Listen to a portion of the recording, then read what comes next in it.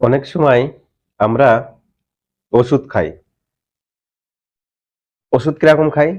দেখা যাচ্ছে আমার কোনো একটা প্রবলেম হয়েছে, ঘাড়ে ব্যথা হয়েছে বা মাজায় ব্যথা হয়েছে বা জ্বর এসছে, কাশি হচ্ছে, ঠিক আছে?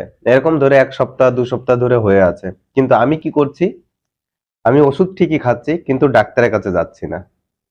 কোনো ডাক্তারের পরামর্শ নিচ্ছি না। কিন্তু আমি পার ডে ওষুধ খাচ্ছি। আমার এই যা শরীরে প্রবলেম, সেই শরীরে প্রবলেমের জন্য আমি ওষুধ খাচ্ছি। কি হিসাবে ওষুধ খাচ্ছি?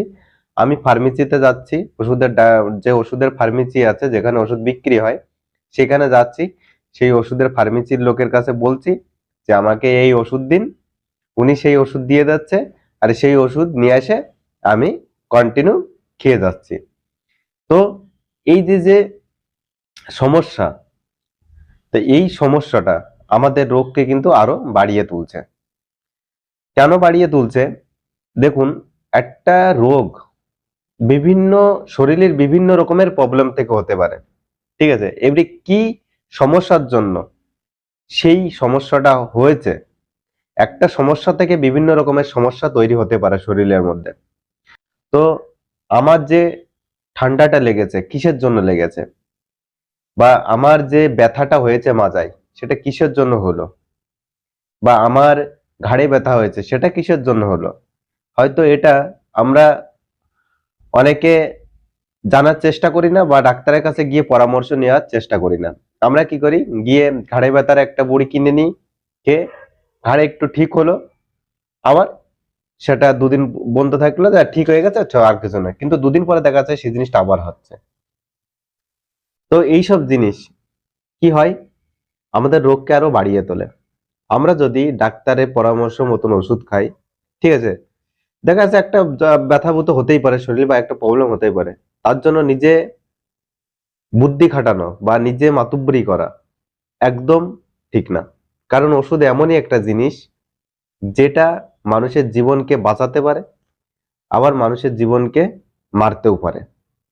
তো একটা ওষুধ যে একই রকমের কাজ হয় এটা না। একটা ওষুধে বিভিন্ন রকমের কাজ হয়। বিভিন্ন রকমের রোগ সারায়। আবার একটা ওষুধের যেমন রোগ সারায়, তেমন তার পার্শ্ব প্রতিক্রিয়াও হয় বা অন্য রকমের ক্ষতি হতেও পারে।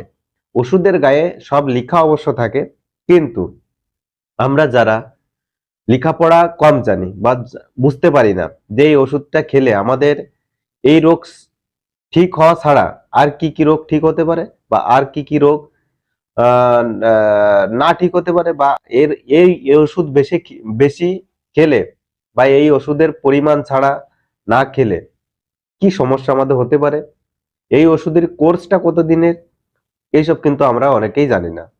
এই ওষুধের সাথে আর কি ওষুধ খেতে হবে, এই ওষুধ খেলে কি নিয়ম মেনে চলতে হবে, সেই সব কিন্তু আমরা কোনো ধ্যান জ্ঞান দিই না। আমরা ওষুধ কিনে নিয়ে এসে ফার্মেসির থেকে টাকা দিলেই ওষুধের ফার্মেসিওয়ালাটা ওষুধ দিয়ে দেয়, আমরা সেটা খেয়ে নিই। খেয়ে ২ দিন ঠিক থাকে, আবার ২ দিন মাথায় আবার অসুস্থ হয়ে পড়ি। তারপর লাস্ট পর্যন্ত যখন বড় আকারে হয়ে যায়, তখন কি করি? আমরা হসপিটালে দৌড়াই। তখন কিন্তু হসপিটালে যে ডক্টর বাবুরা থাকে, তাদের কিন্তু এটা হাতের বাইরে চলে যায়। কেন বাইরে চলে যায়? যে তোমার যে রোগটা ছিল অল্প, বা যে রোগটা একটা পজিশনে ছিল, সেই রোগটা কিন্তু এমন একটা, আপনি ভুলভাল ওষুধ খেয়ে আপনি এমন একটি পজিশনে নিয়ে গিয়েছেন যে সেই সমস্যা এখন তাকে, সেই ডাক্তারবাবুকে ঠিক করতে গেলে তাকে এখন অনেকটা ধৈর্য ধরতে হবে, বা আপনাকেও ধৈর্য ধরতে হবে, বা অনেকটা ব্যয়বহুল চিকিৎসা করতে হবে, বা অনেকটা পয়সার দরকার আছে। ঠিক আছে? তাছাড়াও দেখা যাচ্ছে একটা জিনিস ঠিক করতে গিয়ে আরেকটা জিনিসের সমস্যা আপনার হতে পারে। তো এই ভুলভাল ওষুধ এই জন্য বিশেষত বাচ্চাদের ক্ষেত্রে, বড়রা যাই হোক একটু ওষুধের রিয়াকশন কাটিয়ে উঠতে পারে, কারণ বড়দের সেই পাওয়ার, ইমিউনিটি পাওয়ার ক্ষমতাটা থাকে, যার জন্য কোনো একটা ওষুধ ভুল খাওয়া হয়ে গেলেও সে একটু সমস্যা পড়ে, আবার তাকে ঠিক মতন যদি তার বিপরীত দাবায় দেওয়া যায়, যেটা খেলে সেই ওষুধটার অ্যাকশনটা কাটবে, সেটা যদি দেওয়া হয় তাহলে ঠিক হওয়ার সম্ভাবনা থাকে, সেটা যদি ডাক্তারের কাছে নিয়ে যাওয়া হয়। তো এখানে কিন্তু একটা শিশু, যে বাচ্চা, তাকে আপনি দেখা যাচ্ছে একটু ঠান্ডা লেগেছেন, হট করে নিয়ে গেলেন ফার্মেসির থেকে দুটো বড়ি নিয়ে এসে খাইয়ে দিলেন। তাহলে বলুন সেই বাচ্চাটি তো বলতে পারছে না তার শরীরের মধ্যে কি প্রবলেম হচ্ছে। একমাত্র প্রবলেম ধরতে পারবে একজন ডাক্তারবাবু। সেই ডাক্তারবাবু যখন সেই বাচ্চাটির গায়ে হাত দেবে তখন বুঝতে পারবে যে এই প্রবলেম হচ্ছে। কিন্তু আমার তোমার বা কোনো ফার্মেসির যে মানুষ থাকে, ফার্মেসিতে যারা ওষুধ বিক্রি করে তাদের দ্বারাই সম্ভব না কিন্তু সেই জিনিসটা ঠিক করা। তা এখানে দোষ কার? দোষ কিন্তু ফার্মেসিওয়ালার না। ফার্মেসিওয়ালার ব্যবসা, সে ওষুধ বিক্রি করবে।